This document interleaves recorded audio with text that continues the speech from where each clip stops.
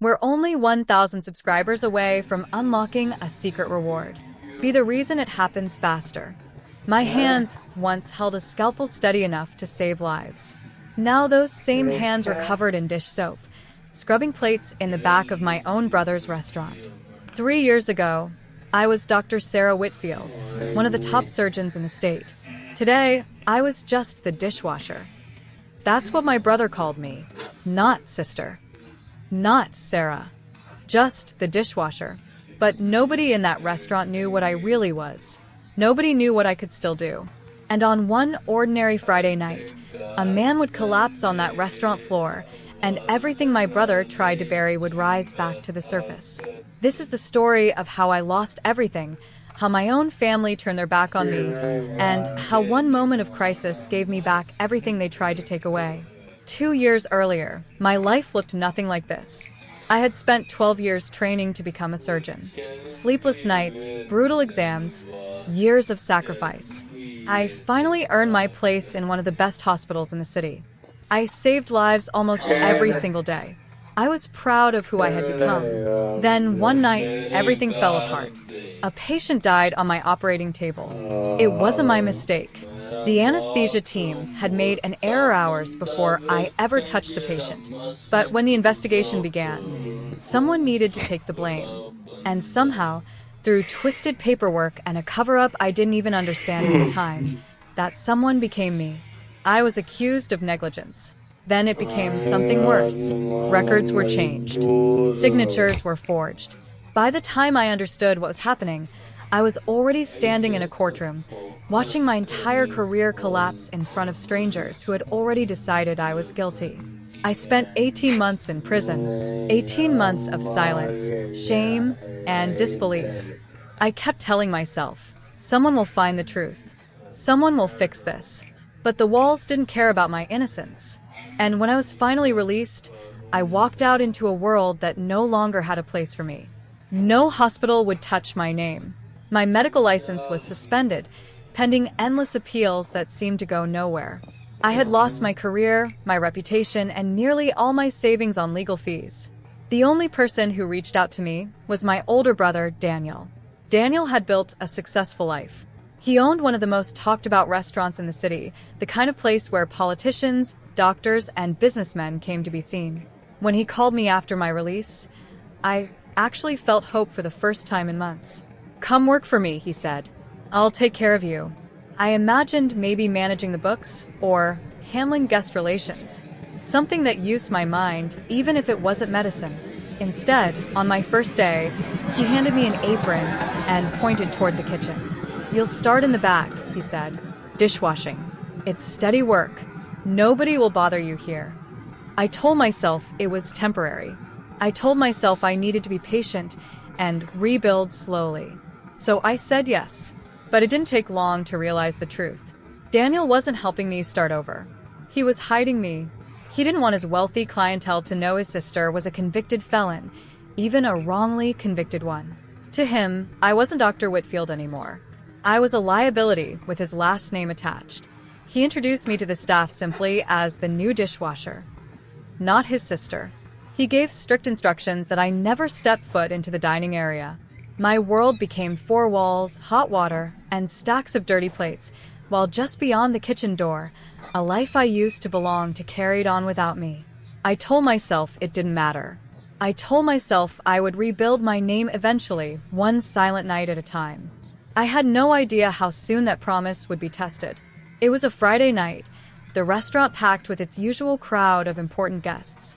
I was in the back, elbow deep in soapy water, when I heard it, a chair scraping violently. Gasps. Someone screaming for help. I dried my hands and moved toward the small kitchen window that looked out into the dining room. A man had collapsed near one of the front tables. He was older, dressed in a formal uniform decorated with medals. Later, I would learn he was a highly respected retired general, a guest of honor that evening. People around him panicked. Someone shouted, "Call an ambulance." But I could see from where I stood, his lips were turning pale, his breathing shallow and irregular. An ambulance would take too long. Every second mattered. Old instincts don't disappear. Even after everything, my mind and my hands remembered exactly what to do. Without thinking, I pushed through the kitchen doors and rushed toward him. I knelt beside the general, checking his pulse, tilting his head to clear his airway. The crowd around us went quiet, stunned that the dishwasher from the back kitchen was suddenly taking charge, like she knew exactly what she was doing. Then I heard my brother's voice cut through the room, sharp and cold. "Stay back. You're just a dishwasher." He grabbed my arm, trying to pull me away, terrified of what his important guests would think. For a moment, I froze. Not from fear of him, but from the years of humiliation crashing down on me all at once. But this was not the moment to feel small. This was the moment to save a life. I looked my brother directly in the eyes and said, calmly but firmly, "Let me go. This man needs help now, and I know how to give it to him." Something in my voice must have carried the weight of everything I used to be, because Daniel released my arm and stepped back. I turned to the crowd. "I need space, and someone bring me a napkin and a pen quickly." My hands moved with practiced precision, checking his breathing, positioning his body, preparing for what I suspected was a cardiac event. I began performing CPR, counting compressions under my breath, completely focused, completely in control. Seconds felt like hours. Then, finally, the general's eyes fluttered open. He gasped for air, color slowly returning to his face. The room erupted in a mixture of relief and disbelief. As paramedics finally arrived and took over his care, the general reached out and grabbed my wrist gently. He stared at me, studying my face, as if pulling a memory from deep in his mind. Then his eyes widened. "Oh my God," he whispered. "It's her, Dr. Whitfield. You saved my grandson's life 2 years ago. I never forgot your face." The entire dining room fell into stunned silence.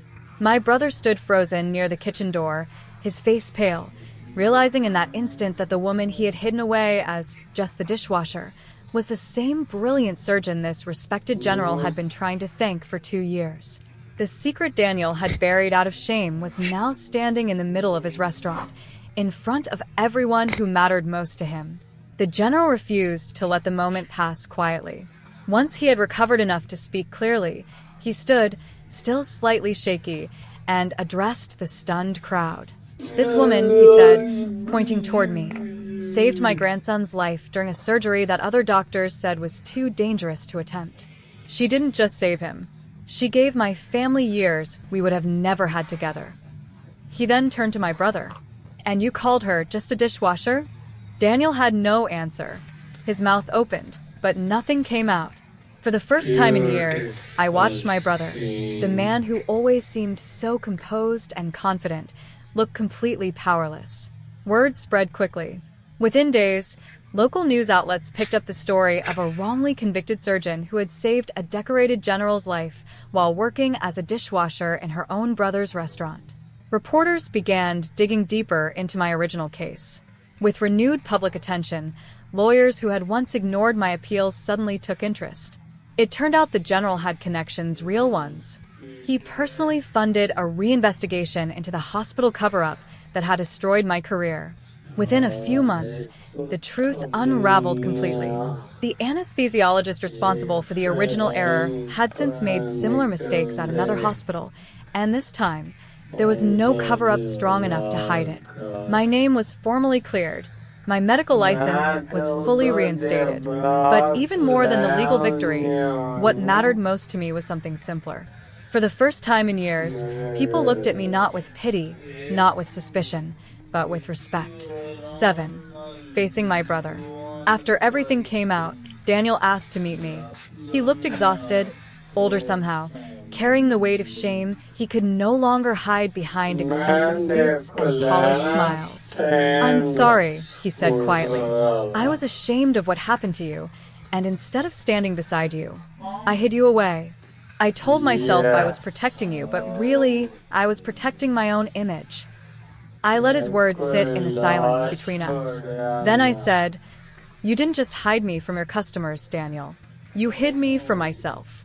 For months, I started to believe I really was nothing more than a pair of hands washing plates. You let me forget who I was. He didn't argue. He simply nodded, accepting the truth of what he had done. I chose not to destroy him with anger. That wasn't the person I wanted to become. Instead, I told him plainly, I forgive you, but forgiveness doesn't mean I owe you my future. I'm done being hidden. I walked out of that restaurant for the final time, not as an employee, and not as a broken woman clinging to her brother's charity, but as Dr. Sarah Whitfield, ready to reclaim the life that was rightfully mine.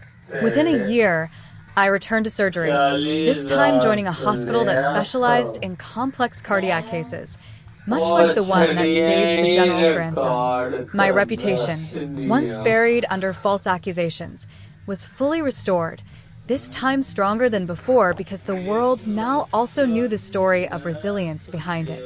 As for Daniel, his restaurant struggled after the story spread. Loyal customers who once admired his charm began to question his character.